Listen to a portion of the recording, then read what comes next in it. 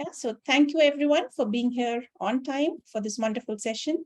As we get started, a few things to set the ground. This is to inform you that the session is being recorded and the participants can choose to not participate through microphone and or cameras. We would love for you to be on camera, so please stay on with your cameras while you keep yourself muted through the session to minimize disruption as much as possible. We have a very esteemed guest, whom I've had the pleasure of working with together for a couple of years in my previous organization, who will be helping us be a transformative coach. And that word itself is so intriguing. The topic is unlearning to coach, how to get out of our own way and become the best coaches we can be. So with that, Claire, may I request you to please wave your hand so that everybody can see you in the grid. If they are already not seeing you, you pop out. And while Claire is waving her hand, a few words about Claire. Claire is on a mission to professionalize the coaching industry. She contends that both mentor coaching and supervision should be mandated by professional coaching bodies as a part of coaches' continued professional development. And I can't agree more. I've just submitted my PCC and I can truly see the benefit of mentor coaching. So with you there, Claire. Yay. With over 20 years of coaching experience, Claire is a highly sought after by expert coaches, as well as successful coach training companies as a master mentor coach. With an international following from her coaching peers and senior leadership, Claire is making a difference to the world of work via professional application of coaching. Her mission across all her work is to encourage leaders to put people and the planet before profits.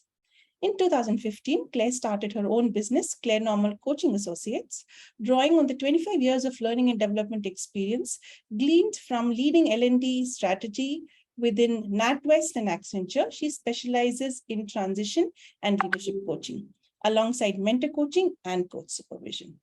Claire's first book, Mentor Coaching, A Practical Guide, is a work of passion, and according to Fran Fisher, MCC, makes a significant contribution to the conscious evolution of the coaching profession and offers a new paradigm for coach mentoring and continuous personal and professional development of coaches. Living in the New Forest, Hampshire, with her bloodhound and husband, Claire is a prolific blogger. I've read her blogs. I enjoy her mails every fortnight, and an award-winning regular feature writer for industry magazines and journals. She is also a popular speaker, often called upon to deliver webinars and keynotes to fellow coaches looking to sharpen their edge. And that's exactly what here we are for, to sharpen our edge. So over to you, Claire. Thank you so much, Shanti, and hello, everybody. It is really wonderful to be with you here today. So this is me, Claire Norman, with straight hair in this photo. I'm a professional certified coach with my application in process for my MCC, which is very exciting for those of you who know what that means. Moving myself towards mastery. And I hope that you will engage in a few experiments with me here today. The value in this session really is not all about how I show up, it's equally about how you show up today. So, as I said to some people who came onto the call early, what do you need to do to be in the right place and the right frame of mind in order to wring the most value out of this session today? If there's anything that you need to do to get yourself ready, willing and able to focus, then please do that now. Perhaps that's to take a breath. Perhaps it's to stretch a bit after a long day, seated in your chair. Perhaps drink some water. Whatever that is for you, I encourage you to get fully present here today.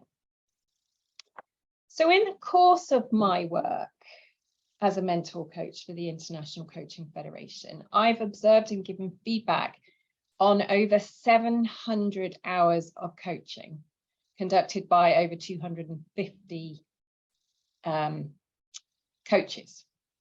So I watch their coaching in action, either live or as a recording. And that's what distinguishes mentor coaching from supervision, by the way. Supervision being self-reported, mentor coaching being watched as you coach. So there is nowhere to hide with mentor coaching when we're being observed and given feedback using the ICF competencies as the benchmark. It's such a rich learning experience, and it's really been a privilege to support and challenge coaches as they sharpen their edge so that they can enable their thinkers to think. And you'll notice I call them thinkers. But if I take a step back for a moment and look at my definition of coaching, just to set out my stall here and enable us to start with this in mind. So I say that coaching is a joint endeavour to discover new thinking that energizes the thinker to change. I'll say that again so it sinks in. Coaching is a joint endeavour to discover new thinking that energizes the thinker to change. So with that new thinking as our end goal, and with the ICF competencies as the benchmark, I began to notice some patterns in the way that coaches coach. So patterns that were not particularly useful to the thinker. And these patterns seem to be habits that were formed as a result of things that we learned in former life roles. So roles such as child, pupil, worker, partner, coach in training, member of society. And I noticed, for example, or rather, I started to get curious about this. What were people saying to us, either explicitly or implicitly, at those times in our lives that led to these habits? So people like our parents, our teachers, our peers, our managers, our culture, our faith, our ethnicity, our coach trainers.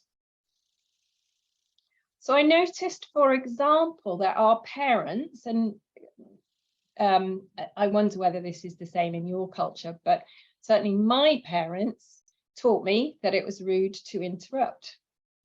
And that may be so in normal conversation. But in coaching, it can be of service to interrupt the storytelling, to check whether it is useful to them to say the story out loud, not to fill us in. I also noticed that our teachers often taught us to be logical and to follow a set path to get to a solution, solving problems, but our much less logical intuition can play such a powerful part in bringing new insights to our thinkers in coaching. So these scripts, they served us well at that time. And we can feel thankful for them because they kept us safe, for example. But it's time to rewire the things that we learned through life and work, removing those old scripts so that we can be extraordinary coaches. So I'd like to invite you into a little experiment. If you're able, I'd like to request that you stand up at this point, please. So if you're not able, you may put your hand up instead. But if you are able to stand, please do.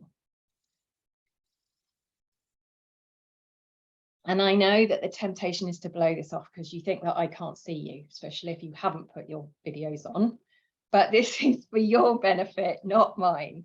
This is to engage you. It's also to give you some insights into a few of the things that I'm going to talk about today.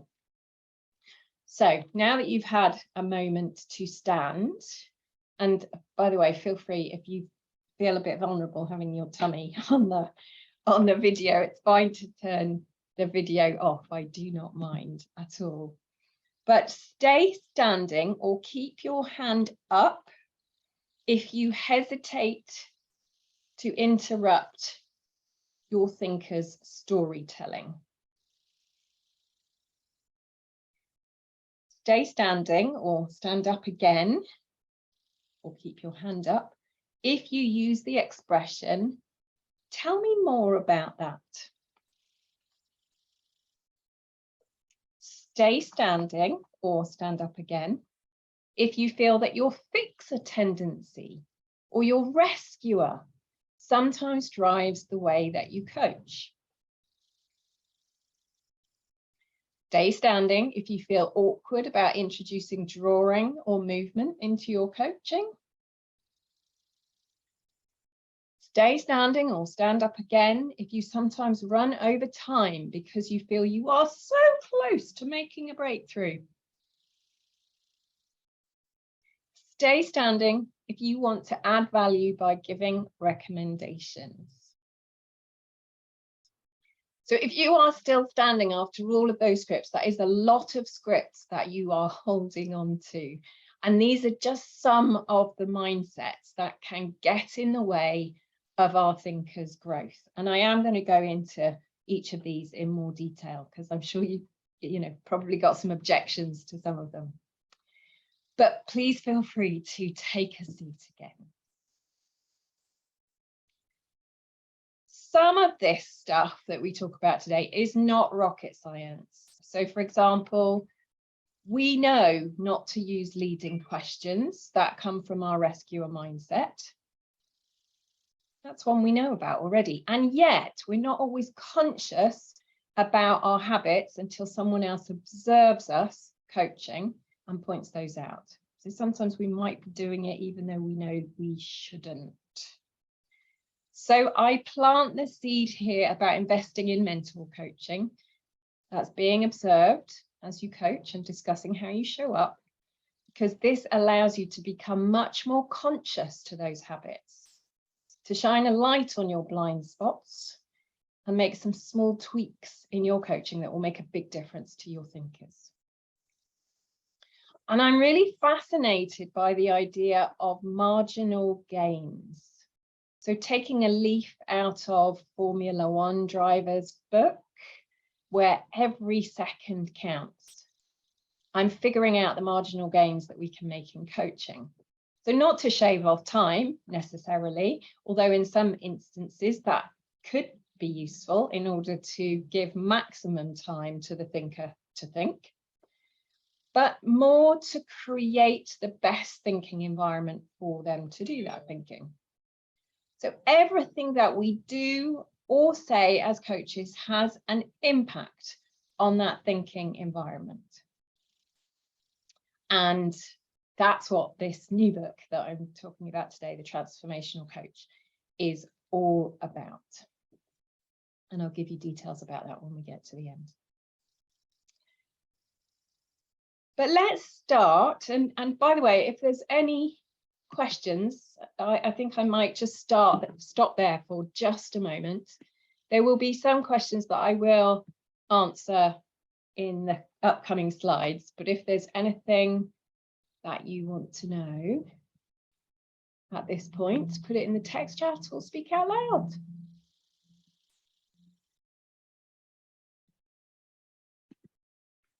Okay, well, I shall keep going. Please do feel free to interrupt me.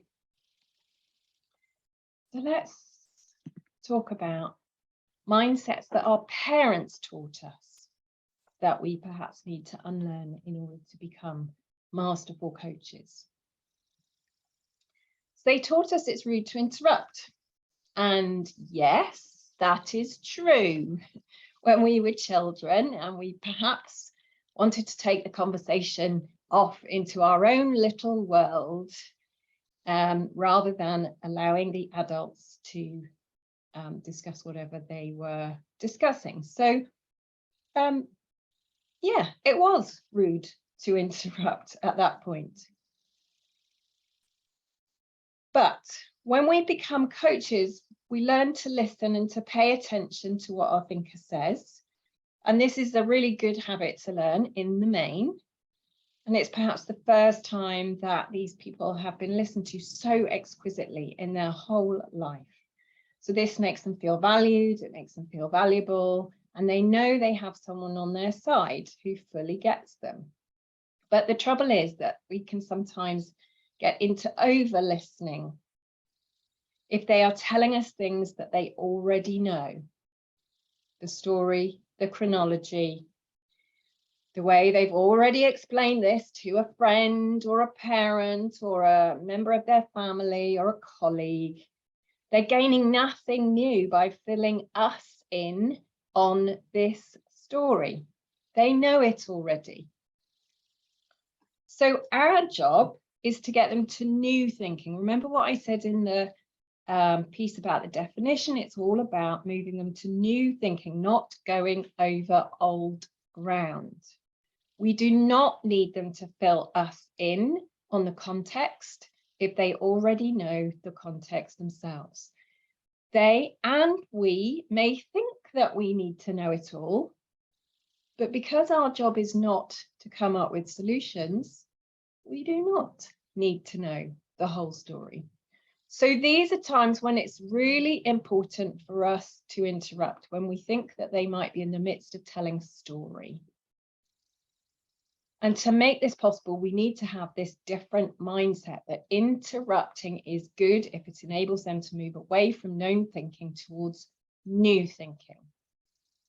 If we're able to get them to cut to the chase, to bottom line, we could actually give more time in the session for new thinking. And that's what we're there to do. So I'd like you at this, oh, my slide is going in the wrong order. So I'd like you to write down in the text chat 3 phrases that you could use to interrupt your thinker, please. So do it now.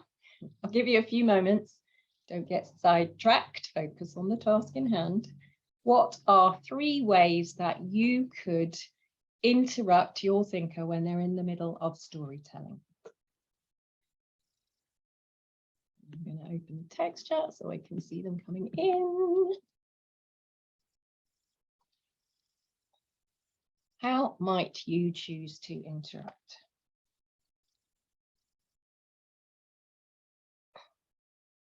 So what does that mean? Can you bottom line what you're saying? Good. I might actually turn that into an open question. So how would you bottom line what you're saying rather than it being a closed question? But yes, that's good. And so therefore, yeah, so you're trying to get to the point. So tell me more of that. I'm actually going to come back to that one because that invites more storytelling rather than stopping the storytelling. But we will talk more about that. How is this serving our goal for today? Good, yeah. Other suggestions? What are you discovering here? Achana, yes. What are you learning as you recount this story? Yeah. How is this sharing helping or serving you? Yeah. What's the message here? Where to from here? What's this telling you? Some great examples. Thank you. Tell me how this is helping you to progress towards your goal. Yeah. Got to be careful how we say that one. Might sound a bit patronizing, maybe. But yeah, good. So here's what I would do in the session contracting phase.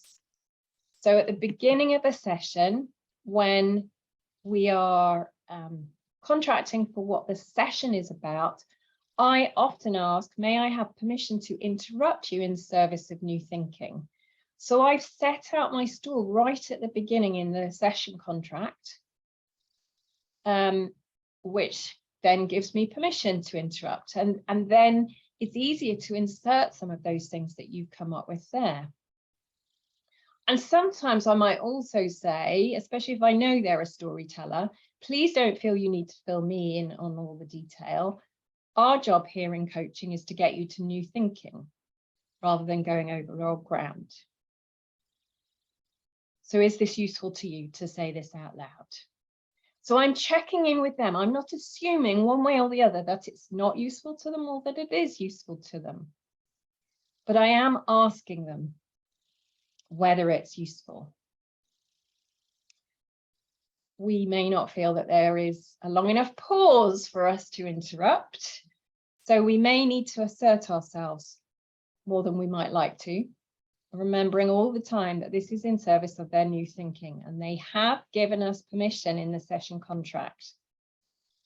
So may I interrupt you if I might interrupt for a moment, and then follow up with the kinds of things that you've said, or it sounds like you might know this already. If so, please don't feel you need to fill me in.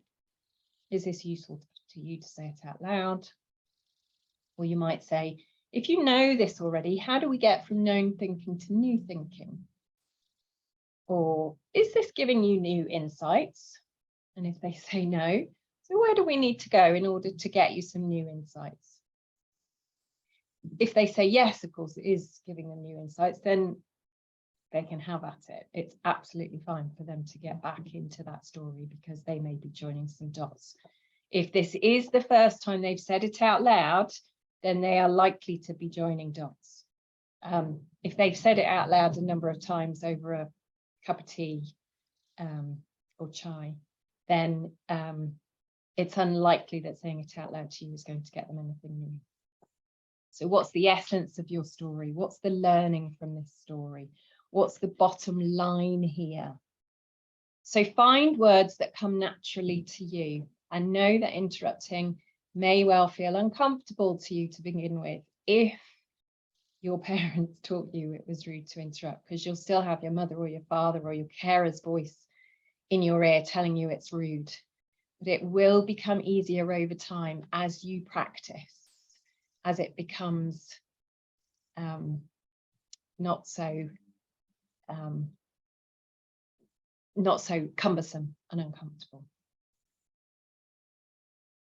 So the next thing that our parents taught us, well, let me stop there for a minute, because normally people have lots and lots of questions about this one. So anything that anybody wants to ask, either via the text chat or with audio. Hi, Claire. This is Arvind. Hello. Hi. So I had one experience of one person who just went on and on and on in my first coaching session. And I couldn't stop him because he just wanted to talk. Mm-hmm. And at the end of the session, when I asked him to, kind of review how the whole thing worked, he says, this is the first time because I have a toxic relationship with my boss. And I could just pour out everything that was there inside me. Mm. So this was contrary to all my efforts of asking what is the message and bottom line it and so on and so forth. So this is perhaps one exception that I found. I just wanted to check with you if you've had an experience like that, given differing environments that leaders work in, especially in cultures where the power distance is huge. Yeah. And I mean, unlike the West, in India, the power distance is huge, and we are getting closer, but still, it's there. So yeah, I do. I used to work with, I had a lot of team members in India, including working alongside Shanti and Sangeeta. So I really get that hierarchical nature. So yes, this might be the first time that anybody has properly listened to them.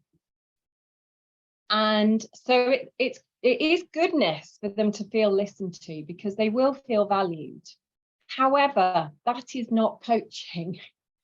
That is more like a therapeutic intervention where they talk and talk and talk. If you think about a counsellor, they will simply be asking the person to go wherever they want to go. So there is no outcome focus. There is no, what is it that we're aiming to achieve by the time we finish this session together today?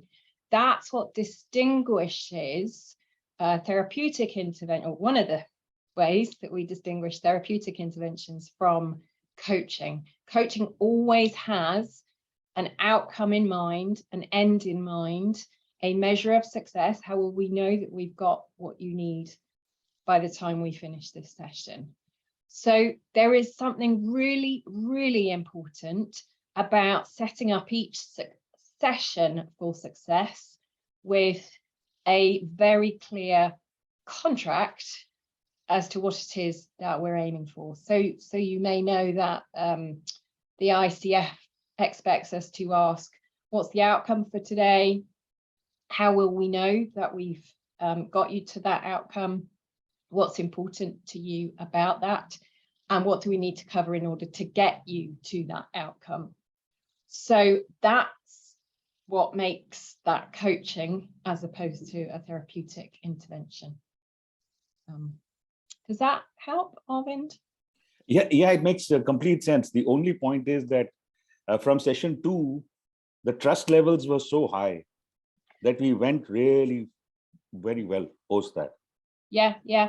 And the trust levels will be equally high if you've done a really good contract at the beginning of session 1 as well, and then do another really good contract at the beginning of session 2 and session 3 and session 4, because they will then be able to see that they are making progress against the things that they most want to cover.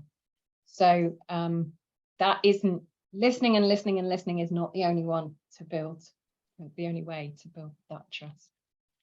Thanks. Thank you. Thanks for bringing it up. Any other Claire, questions? can I just follow up on that? Yes. Sorry. Yeah. Don't be sorry. Okay. No. Okay. So really the question I had is, if I, just listening to what Arvind was saying just now, is sometimes, to get anywhere with the coaching agenda, you need to just let the person let off steam.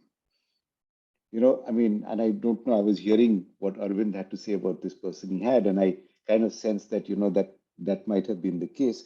But I've had coaches sometimes where they just need to let off steam before they're even willing to engage with whatever it is that you want them to engage with. So then does it not make sense to just let them go and just, whatever? So it might make sense, but for a boundaried amount of time. Yes. So 5 minutes, or agree with them. How are we going to boundary this letting off steam in terms of the amount of time that we give it? Because otherwise it will go on for the whole session and they won't necessarily have got an end. So either boundary it to 5 minutes, or I often ask people to journal before they come to coaching so that they've let off steam in their journal, which means that they can actually get focused in the coaching, which, if they're paying money for the coaching, they want to get real value for money out of the coaching. So if they can let that steam off before they come to coaching, that's even better. But if they're not great writers or they don't like journaling, then time boundarying it to 5 minutes is a good way to do that. Okay, great. Yeah. Thank you. Great question. Thank you. Anything else? Okay. So our next one, and I think my my slide went the wrong way around. The next one that our parents taught us is to try our hardest. I imagine you recognize this one as well. Some also encouraged perfection, top marks. And whilst this was really important for us at school and then at work, actually trying hard as a coach can get in the way of our partnership with our thinker. And the key word here is partnership. So again, remembering back to the definition, coaching is a joint endeavor to discover new thinking that moves the thinker forward, a partnership. The coach has responsibility for holding the process that enables the thinker to think. The thinker has responsibility for thinking for themselves and moving themselves forward. And too often I notice that the coach takes on too much responsibility on their shoulders for pushing the thinker forwards. So they're trying too hard. Perhaps they're looking for the perfect question. And here's a hint, there is not a perfect question. Or they're feeling the pressure to drive to a solution by the end of the session, or leading where the session goes. I mean, these are kind of the polar opposite of what you just described just a moment ago. But maybe the coach is taking the burden of thinking that should be squarely on the shoulders of the thinker. And the clue is in the title, thinker. They are meant to be doing the thinking. And the harder the coach works, the less hard our thinker will think. So the mindset that's needed here is very different. It's encouraging the thinker to work hard. Nobody ever promised that coaching was an easy option. It isn't. And coaching does require effort on the part of the thinker. It requires their full participation. It requires them to take responsibility for the hard work of thinking, delving underneath the surface, going beyond the obvious. So as a coach, we can help them to help themselves by making them do the work. So what does that look like or sound like? Well, first is asking really good contracting questions, which I've already mentioned, to get them to think hard about exactly what it is that they want to use this coaching session for, not letting them off the hook with something woolly or a request that you decide for them based on what others have brought to coaching in the past. So we spend time getting the question for the session really clear before we move on. So just as Einstein said, if I had an hour to solve a problem, I would spend the first 55 minutes determining the proper question to ask. But once I know the proper question, I could solve the problem in less than 5 minutes. So that's where we need to spend time on that contract, getting the question for the session really, really clear. And then when we don't know where we are in the middle of a session, which, by the way, is a good thing, it is really good for us not to know as coaches where we are, then we can recontract rather than taking responsibility for deciding which direction we take. So that might sound like, what do you know now that you didn't know at the beginning? Allow them to answer that question. And then, so with that new knowing in mind, where do we need to go next? So this is recontracting, enabling them to use the time in a way that is most useful to them. And this recontracting keeps the responsibility for the direction of the conversation squarely with them. This is their coaching, it's their life, and we need to give them the choice about what direction would be most useful to them. And these kinds of questions keep us out of the content and out of driving to solution. So you may think that that's your role as coach, to get to a solution to the problem or the opportunity that the thinker has brought, but oftentimes driving too hard and too fast can lead to transactional actions that just don't address the underlying needs of the person. So just imagine, what would it be like if you didn't try so hard? How might you hand the reins over to them? Then the final thing that our parents have said to us, well, it's one of 3, and in fact, I came up with about 12 or 13 that our parents said to us, which are all in the book. But they said, don't be selfish and be a caregiver. And as coaches, we can fall into that trap of thinking, oh, I can't think of my own needs. I have to make sure that I'm caring for the people that I'm working with. But you do need to pay attention to your own self-care so that you have the capacity to work with others. You know, it's the oxygen mask on first, so that you have that capacity to support others. You know this already.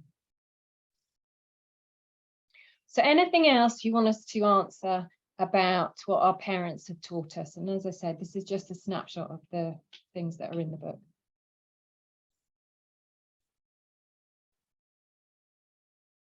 Okay, I'm going to keep going then. So let's talk about mindsets we learned from school. Our schools taught us that we should finish what we started. They encouraged us to see things through to the end, submitting our complete homework. And if we didn't do this, we would get in trouble. At least this is my experience. So this often drives us later in life to finish what we started. For example, it's taken me years to get over not finishing a book that I have started that wasn't interesting or captivating, because I felt compelled by this force to finish everything that I started. As a result, as coaches, we have a tendency to want to finish everything off in a coaching session. And, you know, completeness is a draw. Getting to a conclusion is really seductive. Finding solutions is irresistible. And a belief that we only have so much time together and we must finish everything in that time slot, it lures us to quicken the pace and get to the end. But as coaches, we often fall into the trap of driving to the finish line, feeling as though it's our responsibility to cover everything that they said they wanted at the beginning of the session. So we inadvertently push and lead and direct towards an outcome that meets their original session contract. And that means that we miss or we skip over exploration that could be really useful to them if we went deeper, more vertically rather than horizontally. And that can be much more transformational for them if we get underneath the surface. We're also making an assumption that we need to get as far as we can when we are together in coaching, that they can't make any further progress on their own in between coaching sessions, which is not true. The thing is that once we have helped them to make some progress, that progress begets more progress. So Teresa Amabile and Steve Kramer found that any progress is good progress. People feel motivated to carry on when they recognize that they have made progress, even small progress. We're enabling them to break the stalemate that they find themselves in. So we're helping them to make any progress, breaking the stalemate. So that's our aim as coaches, to help them to make small amounts of progress in the coaching to break the stalemate. Just imagine a beaver dam, for example. If we were to pull out one stick from the beaver dam, we'll allow a trickle of water through the dam. That trickle will start to push out more sticks. And as each stick floats away downstream, there is another gap for a little more water, which pushes out even more sticks until the whole section of the dam is washed away. And that's how we need to approach coaching, as though our job in the session is to help our thinker to remove just one stick, maybe two. Because if they can remove that one stick, then they will continue to remove obstacles after the coaching is over, because progress begets progress. So we must trust that once they have made that progress in the session, they will continue to make progress outside it without us and without our ego. So they may need us for that first stick, but they don't need us for the whole dam. So I'm going to invite you into another experiment for a moment. And this time, again, I'd like you to stand if you're able, and move to a place in the room where you can visualize. And I'm going to take you through a short visualization exercise. If you're unable to stand, then if you can get yourself centered with your feet squarely on the ground so that you feel grounded, sit up straight. Lengthen your body. Either way, standing or sitting, get yourself grounded for this visualization. And I'd like you to take 3 deep breaths. in and out. In and out. And in and out. And now imagine that you are with one of your thinkers and you have let go of the need to push towards solution or resolution. And instead, you are feeling free with a perspective of discovery and exploration and removing one stick from the dam and making or helping them to break this stalemate, but not to fix everything.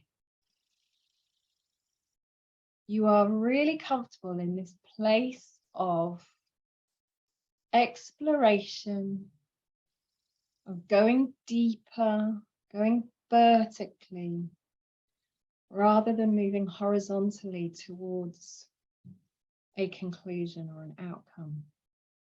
You're getting really comfortable with recognizing that going vertically is so much more transformational because it gets to beliefs and values and assumptions and those mindsets that the thinker needs to perhaps address first before they can figure out what the actions are that they need to take. So you're getting really, really comfortable in this space with them of helping them make any progress, breaking the stalemate. And take a couple more deep breaths and really breathe that in. And come back to your chair. And I'll ask you at this point to put into the text chat, how are you feeling as a result of that visualization? Or again, you can say it out loud.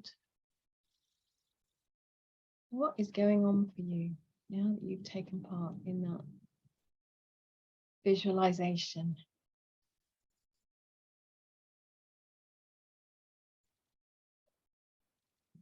Anybody wish to share?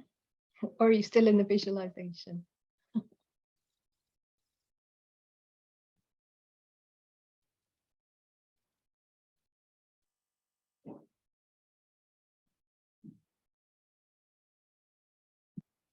Light. Thank you. Gave a new perspective to coaching. Thanks, you dear. How else are you feeling in this space? And feel free to say it out loud if you don't want to put it in text chat.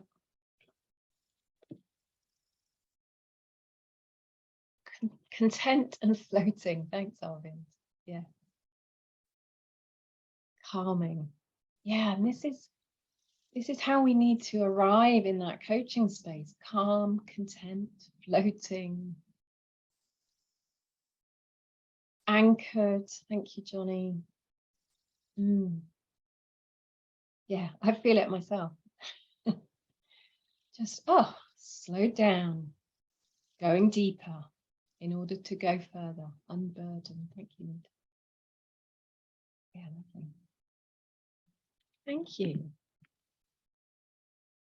So, something else that our schools taught us is that more is more. And many moons ago, when I went to Sunday school, my favourite time of year was when we were given a project, an Easter project, and we were tasked with telling a story from the Bible in our own words. And I used to love putting my all into these projects, adding 2D pictures. You know, just imagine lambs made of cotton wool, that kind of thing. That got me extra marks for my project. More was always more, and I was encouraged to go bigger and better each year by those extra marks. But that is not the case in coaching. In coaching, we need to stay out of the way because less is more. When I observe coaches, I often hear them parroting back everything that they've heard, when that just gets in the thinker's way as it takes up thinking time. I hear stacked questions, one after the other, because the coach doesn't think that the first one was clear enough, when usually it was perfectly clear. And if it wasn't, it doesn't matter. Let them answer it. And if they don't understand it, you can say it again in a different way. So in essence, I see coaches taking space that they don't need to take, perhaps because they believe that they need to insert more of themselves. They don't need to. You don't need to insert more of yourself. So I encourage you to listen back to your coaching. So record it and see how much you insert yourself. If you use a transcript service like otter.ai, for example, that will actually tell you the percentage of time that you speak in comparison to your thinker. And that could be quite an eye-opener for you to see what's the percentage of time that I speak in comparison to my thinker. So I personally aim for about 20% of my voice in the room, which is really not very much at all, if not less. Our schools also taught us that we needed to understand everything. And it might seem counterintuitive, but I don't need to understand what my thinker is talking about. I've coached many, many people who talk in a language that's unfamiliar to me, jargon, acronyms from their industry or their specialism that I don't know the meaning of. And if I stop to question them to enable me to understand, that would be getting in their way of them understanding more and getting to new thinking. So we need to realize that we do not need to understand as long as they do. I even know one coach who has coached in English with a translator, but the translator only translated from English into Russian, as it was at the time, not the other way. So the coach did not know what the Russian speaker was saying in response to her questions. But she could still ask questions that moved the thinker's thinking forward. She didn't need to understand in order to move the thinker forward. And as it happens, the feedback that she received, this was actually a demo, and the people who were watching could not believe that she had not understood the Russian coming back in response, because all of her questions appeared to be just spot on, when actually there was no content in her questions. They were all what we would call process questions. And if you want to know more about process questions, that's all in the book.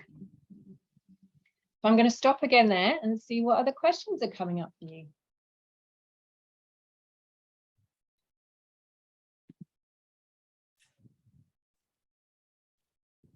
What is that service? Arvind, are you asking about the transcription service? Yes. Yeah, so that's Otter, like the animal, otter.ai,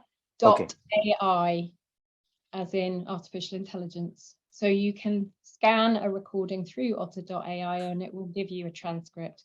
It's not always perfect, but it is a free service up to 40 minutes of coaching. So, you know, you can't expect it to be brilliant, but it's a great way of, well, it's good for credentialing purposes because we need to include a transcript when we submit our recordings to the ICF. But it's good anyway to do our self-reflections. Yeah, thanks. You can't hook it onto Zoom or something. I mean, yes, I think you can. I think there is a way to. Okay, thanks. I'll check that out. Thank you. Yeah. Thank you so much. Yeah, great. Any other questions coming up at this point about the mindsets that we need to shift, or any pushback?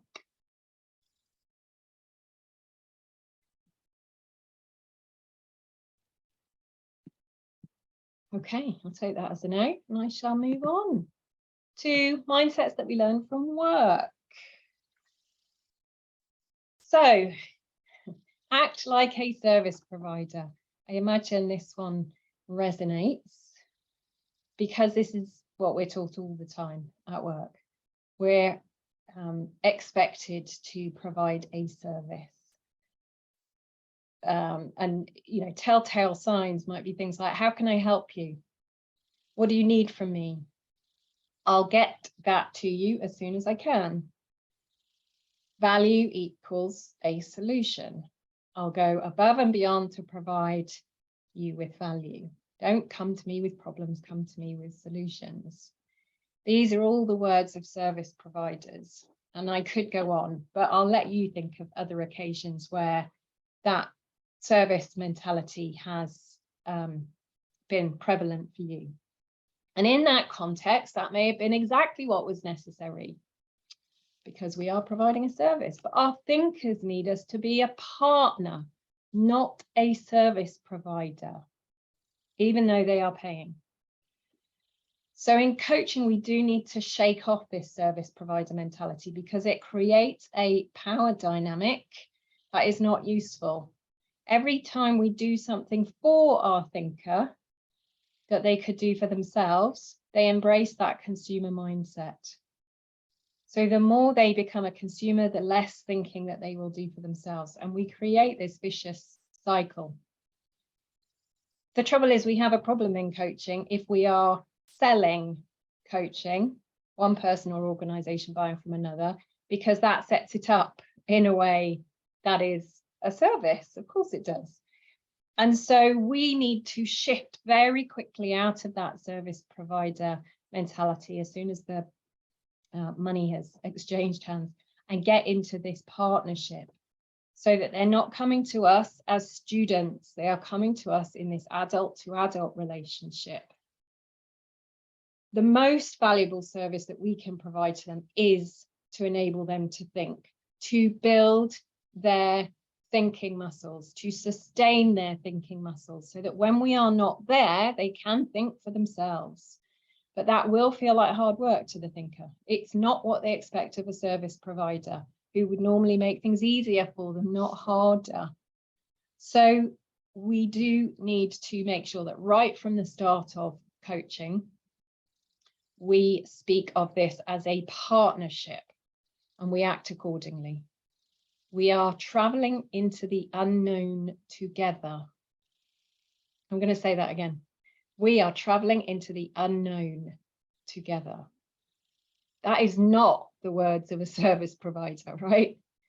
That is the words. Those are the words of a partner. But first things first, we need to move away from calling them the client because that assumes some kind of service. And I also don't like calling them the coachee because this assumes that they will be having coaching done to them. And it's also diminutive for them, so it puts us up on a pedestal. That's why I call them the thinker. So if you were to partner, rather than being a service provider, how would you be different in your coaching? What words would you use? How would you show up? And I'll ask you to put some ideas into the text chat or free flow, audio. What do you think? Johnny, I will show up as a mirror. Thank you. Yeah, holding up that mirror. Great analogy. Thanks, Tony. I like the word thinker. What else? How else will you show up differently as a partner? So you like the word thinking partner, Rena? Yep. You can certainly describe yourself that way rather than a coach, maybe. What else enables you to be in partnership? Lens for greater self-understanding. Thanks, Ravi. Co-traveler, lovely. Yes, traveling into the unknown together. Beautiful. Co-traveler. I love it.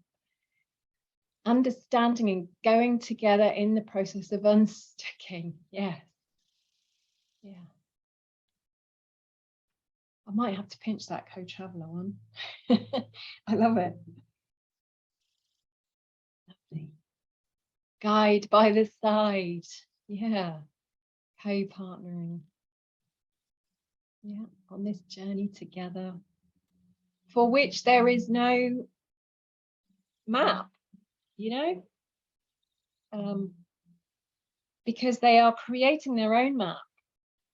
If they come to us thinking they're going to get mentoring, then they're imagining that there is already a map.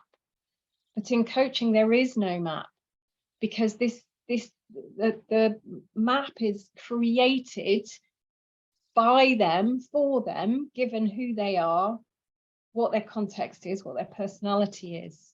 So we are discovering the map together for this journey. Oh, we're getting even better on this analogy around traveling into the unknown. Let us explore together to help you go where you want to go, exploring the unknown. Blind dancing partner. Thank you, Johnny. Yeah. Yeah, thank you. All right, so here are some other ideas as well. One is to be really transparent about the amount of time that we have to play together. Sorry, to play with. We are playing together, but playing with. And continuing to make sure that they know how much time we have to work with. So when we're halfway through, when we're 5 minutes before the end, so that they can manage how they show up in that time. We will also ask them where they want to start, rather than us choosing for them where they want to start. We talk about we rather than you. So how shall we do this work together today? Rather than how would you like me to be as your coach? Is that how would you like me to be is definitely service provider.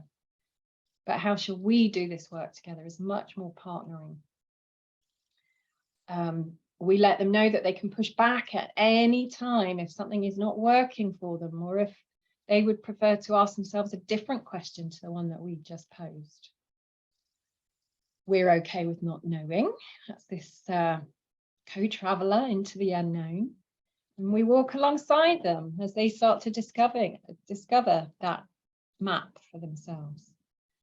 We resist their invitations to move into mentoring or teaching or consultancy, because, you know, they will inevitably slip into that, because that's the student or the consumer mindset. And it's really hard for them to break that. But we need to resist. We stay in adult mode rather than parent, and we invite them into that adult place as well.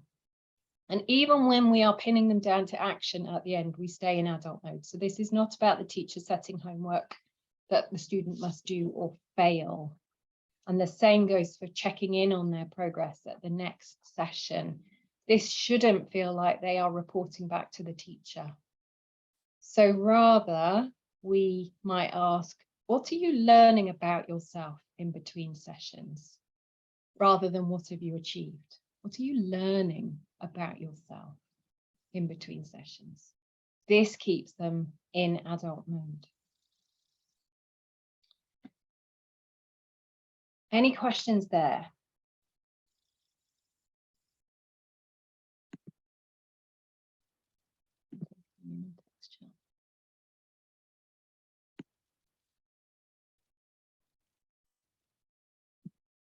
Okay. So next one then. Come with solutions, not questions. So this is quite similar in a way, whereas actually we need to be okay with not knowing. We need only our presence. We are not there to problem solve on behalf of the thinker. We are not cooking the recipe for them. We're not handing them the map.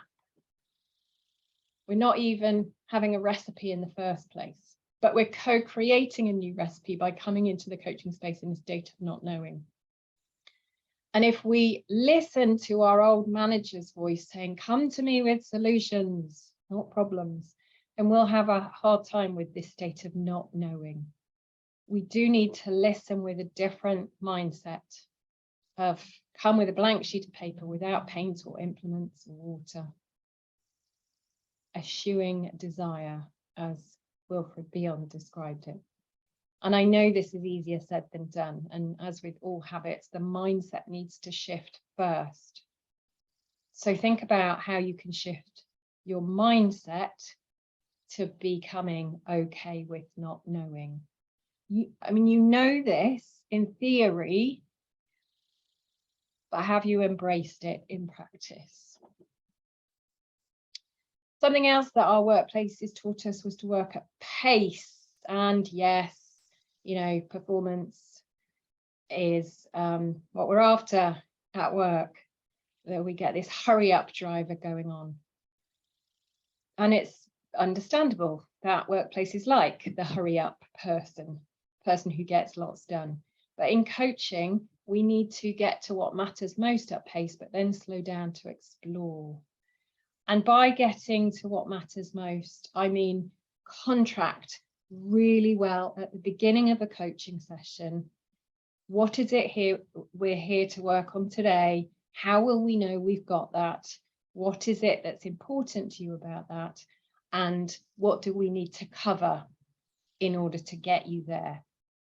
Those are the absolute must-haves of a contract at the beginning of a session to be able to get to what matters most so that we can then slow down to explore. Michael Bungay-Stanier, some of you might know him from Australia. He says that good coaches meander and take their time to get to what matters most, whereas great coaches get there sooner so that the rest of the time can be used to move forward with what matters most. So do start every session with a contract of what the outcome is and how you will know you've got there. Do not skip over it, otherwise you will end up meandering. Okay, any other questions then about what we learned from work that we need to unlearn in order to be great, masterful coaches? Okay.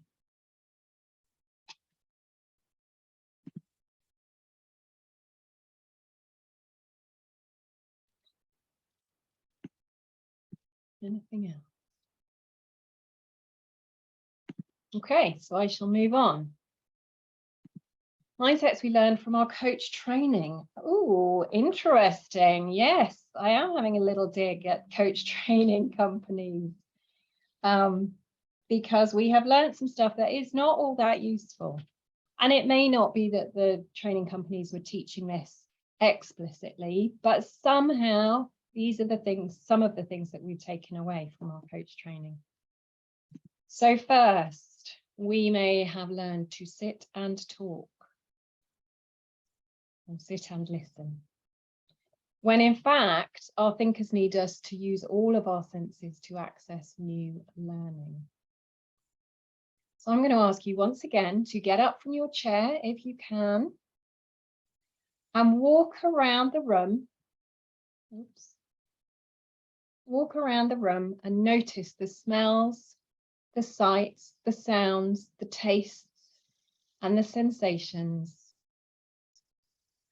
And ask yourself, what can I learn from these other senses about accessing new learning?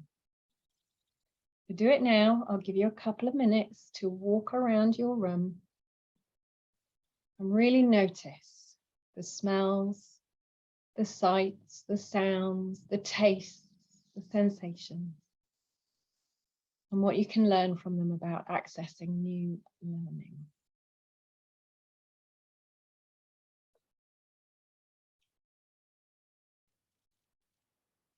If you haven't already got up, please do. This is all part of the learning and also part of engaging you, keeping you going, as I realise it is, I think, 7:30 for you now. So get up and sense what you sense. and discover what can you learn from these smells, these sights, these sounds, these tastes, these sensations about accessing new learning. Give it 30 seconds more.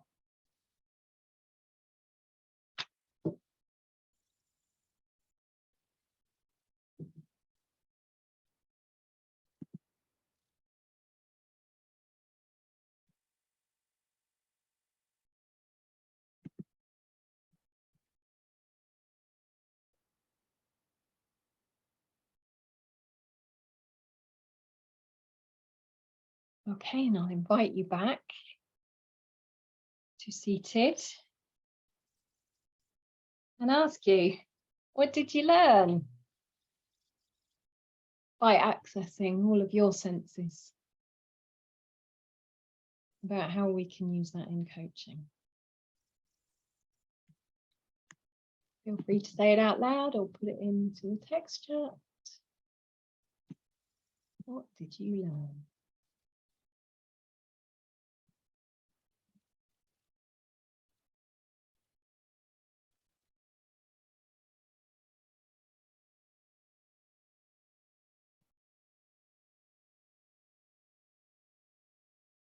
Have I got anybody still there with me?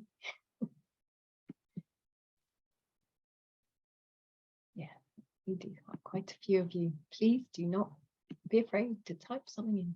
So be okay with fresh perspective, with all the senses in use. Yes. Layers and layers of inputs and expressions. Yes, there is so much around us that we can use in coaching. Silence is a powerful expression. Yes, I have one coaching friend who always has 4 minutes of pause at the beginning of every session for the person to just arrive in the room. And it's amazing how much they resolve in those 4 minutes. New learning can come from observations, not only answers. Yes, that's absolutely true. Looking at what's around them, getting inspiration from what's around them. Peripheral vision teaches me a lot. Yeah. Wonderful. So I notice that a lot of coaches sit, whether they're sitting with Zoom or sitting face to face, now that we're able to get back to that. They're in dialogue with their thinkers, a question posed, an answer given, another question asked, another answer given. We sit together.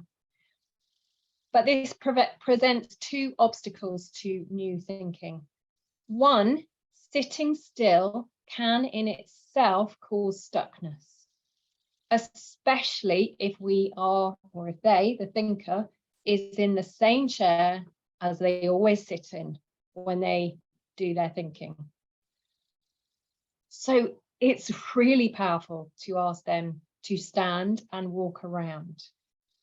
Or just to stand even, and to see things from that standing position.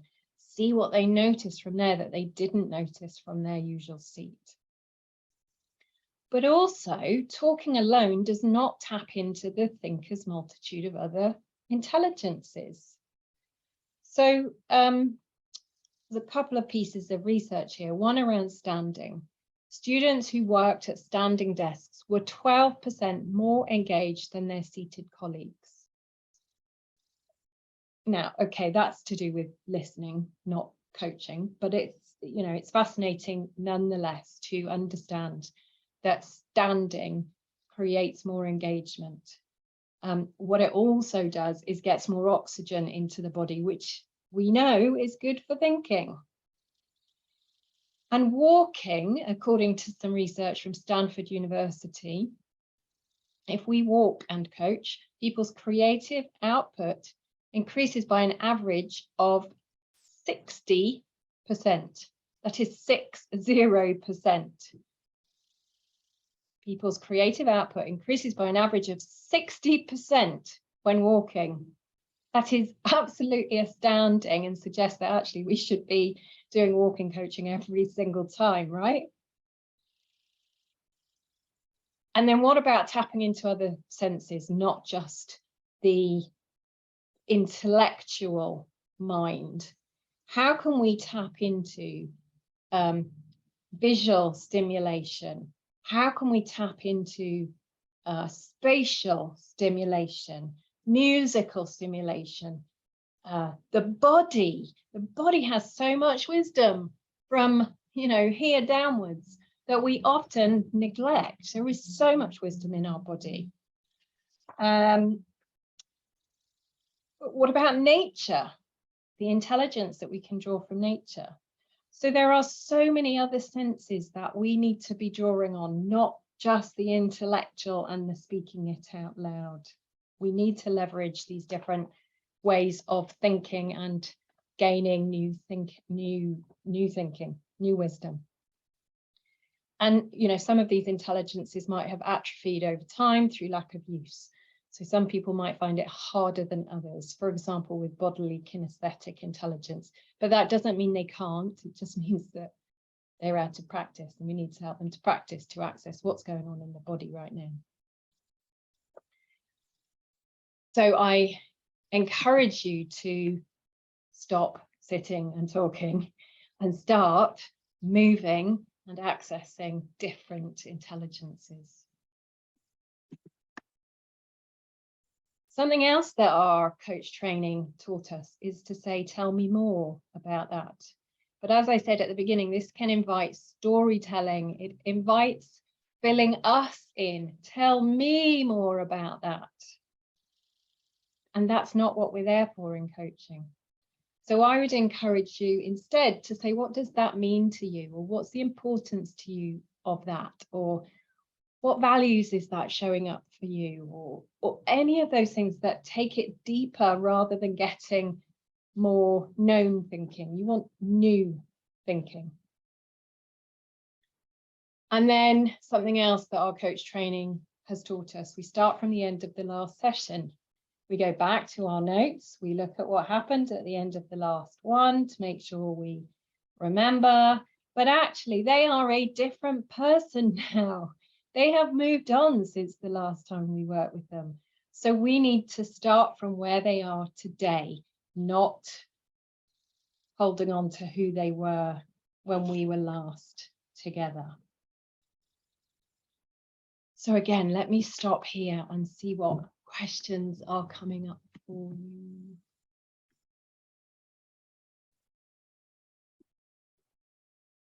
Claire, to start from where they are today, what if the thinker has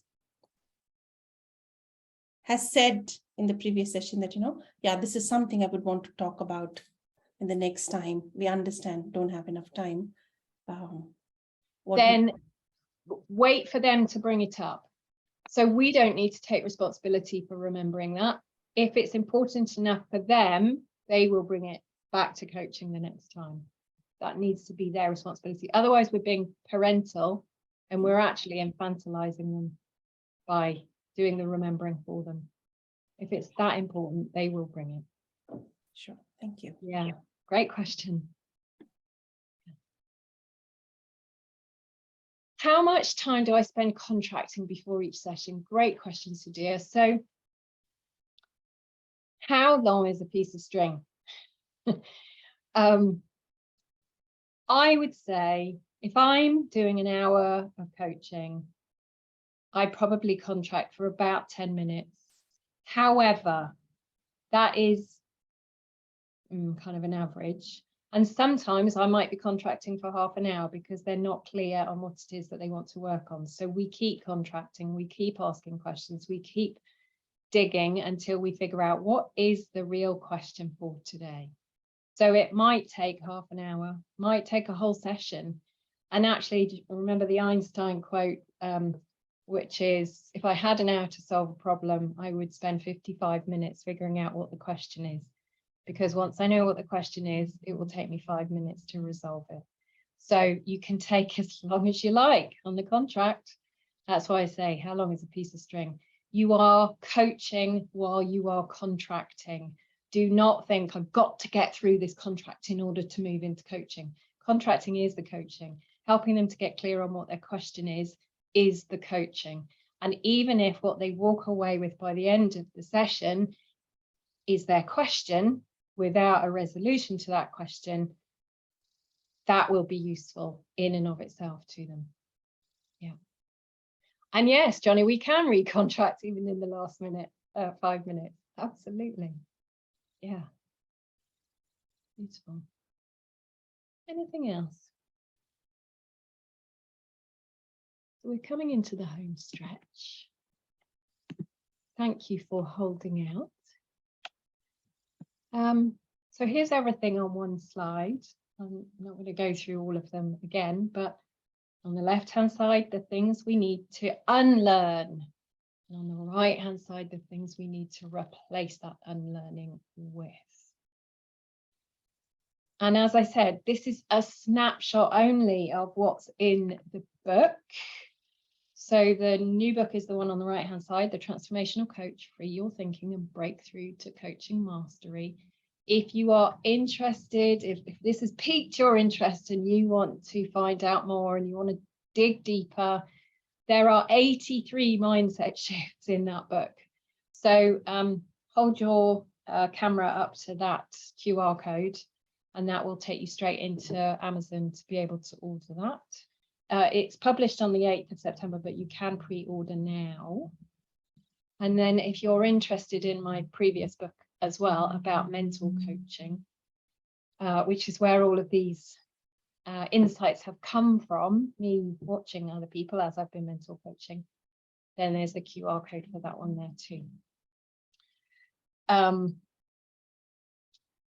So I will also give you QR codes here for my LinkedIn profile, my website, my email, if you wish to scan any of those into your phone.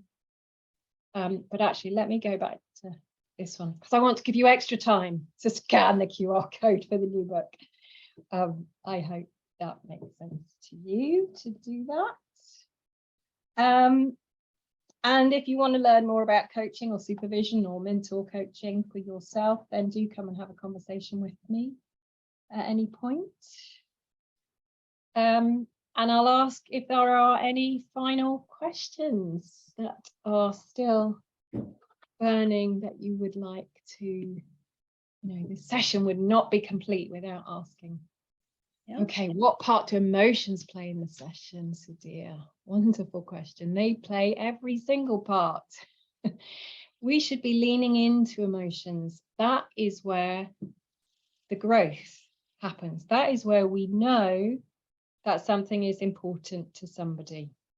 So if we see a tear prick, for example, my question to them would be, so I noticed the tear prick. What does that tear have to tell you about this issue? So I will lean into it. I will ask. I will go there. It is really important that we work with the emotion that is in the here and now. And I know some of you will say, oh, but that's therapy. It's not therapy. Therapy was back there in the past. If there are emotions coming up which are to do with the past, then yes, that maybe needs some therapeutic work. But we have emotions in the here and now as well. And so we need to work with those emotions in the here and now. So great question, Sudhir. Lean in more than you might feel comfortable leaning in. Yeah, great question. Did I overtalk somebody? Maybe somebody else had something they wanted to say or ask.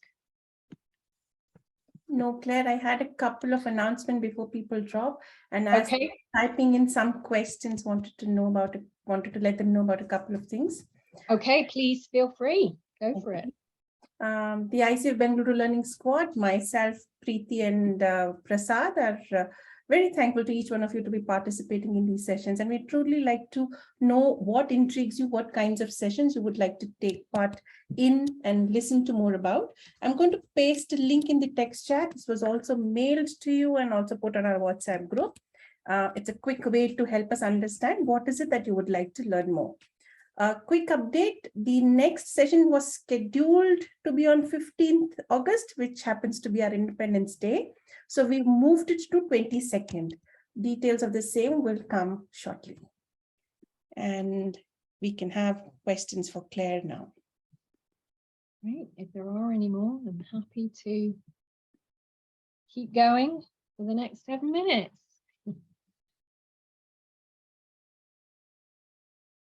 Thank you, Sudhir. And yeah, please, everybody, do dig into the book. There is much, much, much more.